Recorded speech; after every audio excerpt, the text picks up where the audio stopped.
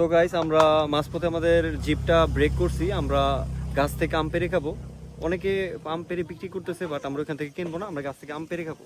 যেহেতু আমাদের নরসিংদীতে আম্রপালির কোনো বাগান নেই, এখানে পর্যাপ্ত আম্রপালির বাগান আছে, বাগান থেকে আমরা আম পেড়ে খাবো। রবি না? হ্যাঁ আসতেছেন, পিছনে আছে তোমার। এই কেমন আম ফুল দিয়েছি? ও এগুলো কিন্তু আম্রপালি। এক প্লেট কেলাইছি আম। ওয়াও, এই হলো আম্রপালি। আমগুলা কাঁচা অবশ্য। আমাদের পাকা আমলা, ওই যে ওখানে পাকা আম আছে জানি। এই ভাইয়া আমাদের তো আম এখানে এখানে এখানে এই গাছে পাকা আম আছে। ও অসাধারণ আম। ও এই আমটা তো আমাকে ভালো লাগছে না। পাকা ও ও আমি খাওয়ার কারণে আম যখন আমি লাগাই ধরো ধরো, আমি আম পারমু।